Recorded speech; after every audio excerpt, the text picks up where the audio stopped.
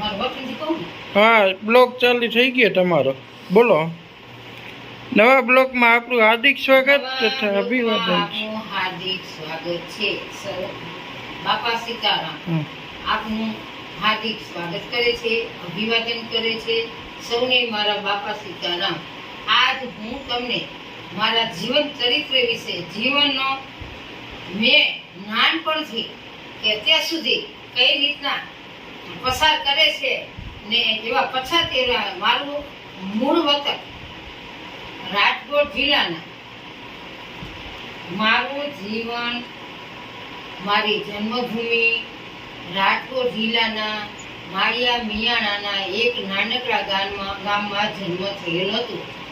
પછી હું બહેનોના જે કર્મચારી બહેનો જે વિભાગમાં હતા, મહિલા અને બાળ સમાજ સુરક્ષા ખાતામાં, સમાજ કલ્યાણ ખાતામાં, એવા બહેનોનો મને કોન્ટેક્ટ થતા ને નાનપણથી હું બાલ મંદિર જતી હતી. બાલ મંદિરમાંથી કોન્ટેક્ટ કરતા અને મારું જીવન જોતા એ બહેનો મને એક દીકરીની જેમ રાખી ને મને એવા પછાતીમાં જે કોઈ નહોતું ભણતું, દીકરીઓને ભણાવતા નહોતા, સશક્તિકરણ નહોતું, નારી શક્તિ નહોતી, કાંઈ પણ નહોતું. આવા સરકારી યોજના પણ નહોતી કે બેટી ભણાવો ને બેટી પઢાવો ને કાંઈ પણ આવું નહોતું. જ્યારે મેં આવા પછાત એરિયાની અંદર જે તે સમયે એજ્યુકેશન મેળવી ઇન્દોર ગવર્મેન્ટ તરફથી ભણવા ગયેલ, ત્યારથી ગુજરાત સેમેસ્ટર સલગતા બોર્ડની અંદર મેં ઇન્ટરવ્યુ આપ્યું, હું પાસ થઈ ને મને આ જોબ મળી ને એ જોબ મળી ને જ્યારે મારી કહાની તો બહુ મોટી છે, જેને પિક્ચર મારા પર ઉતારવું હોય તો મારી મુલાકાત તમે કરજો. મારું જીવન ચરિત્ર કેવું હોય. કોઈ પૈસાદારની દીકરી નથી કે પૈસાદાર વર્ગમાં કોઈ જન્મમાં નથી થયેલો, પણ મારે મારા બહેનોના સહકારથી જે કાંઈ છે હું મારા બહેનો રૂક્ષ્મણીબેન કરીને બેન ચંદનબેન મોદી કરીને એના સંપર્કમાં સતત રહી એ બહેનોએ મને જોબ અપાવી ને મને આગળ લીધી છે. હું એને સાથ ધન્યવાદ પાઠવું છું. આજે હું કાંઈ પણ જીવન જીવી રહી છું મારા બહેનોના છકી જિંદગી જીવી રહી છું. ચંદનબેન મોદી ભાવનગર વાળા. ચંદનબેન મોદી ભાવનગર અને રૂક્ષ્મણીબેન રાજ.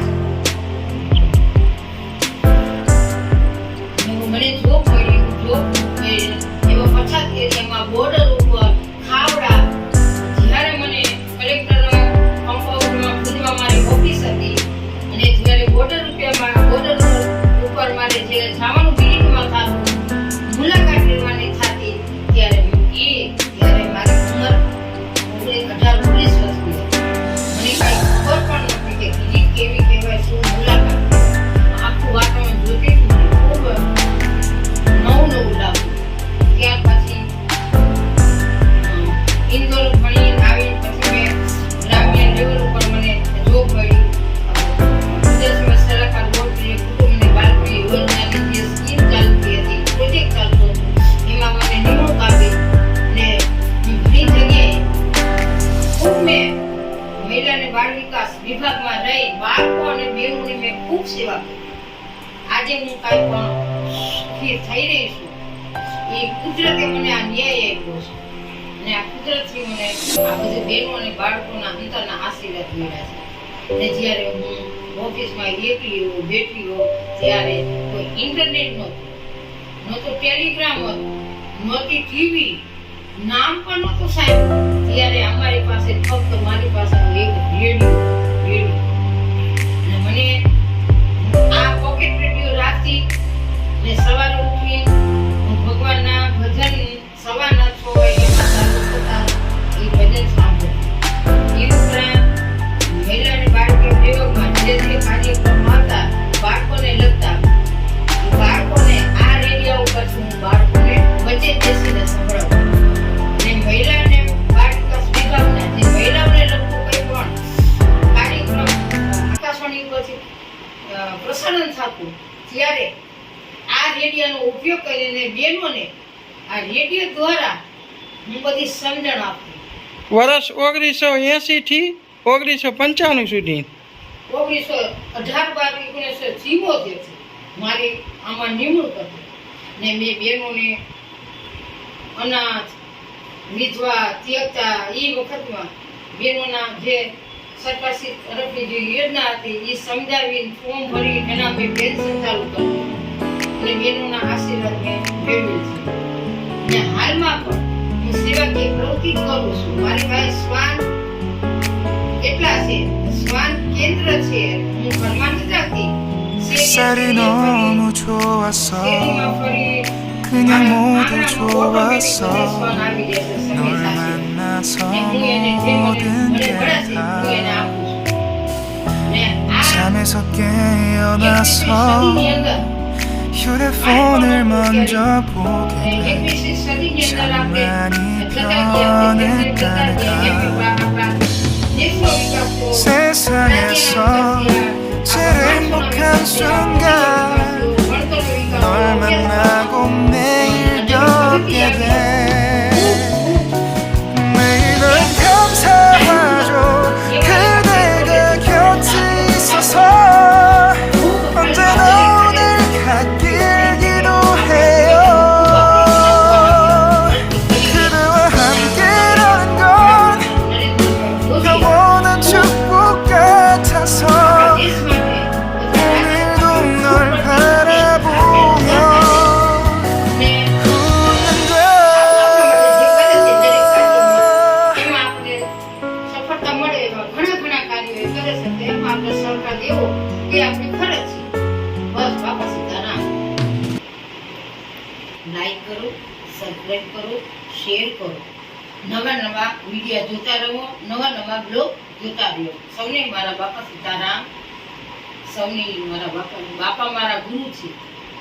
બા જે છે હું બાપાના થી જ બગાના પોણા 2 વર્ષના આશ્રમમાં રહી બાપાએ મને શ્રેષ્ઠ કામગીરીની ટ્રોફી આપી છે.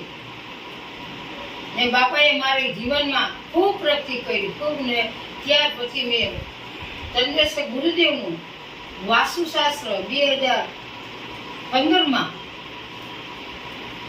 એના માણસોને બોલાવી અને બધાય મેં વાસ્તુશાસ્ત્ર મુજબના દરેક મકાનની અંદર એમને જે પ્રમાણે કીધું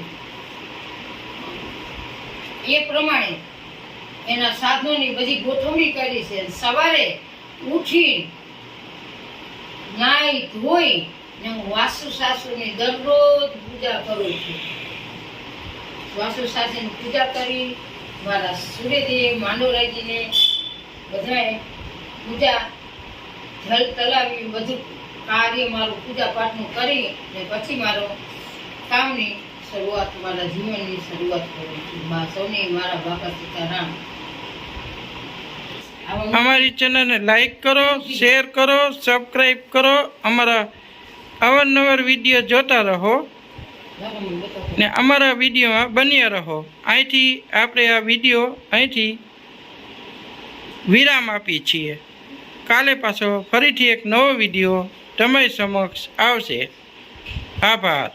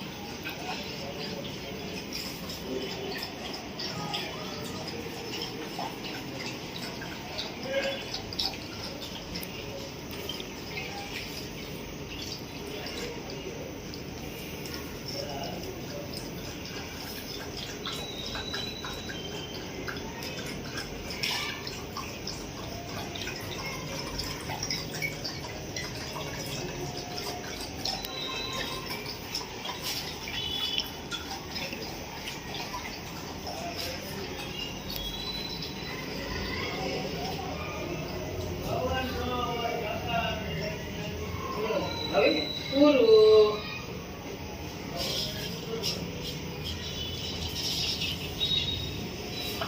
હવે દરવાજો ખોલીને લંગોટો બેઠો છે બારે, એને બિસ્કિટ દઈ દો. બરોબર? હા, બે તો પી લીધા.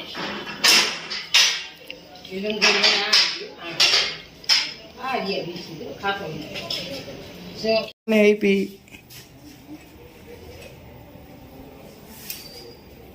અહીંથી આપણે વિડીયોની એન્ડ આપી છીએ. કાલે પાછો સરસ મજાનો નવો વિડીયો લઈને તમારી સમક્ષ આવીશ. Good night. આભાર.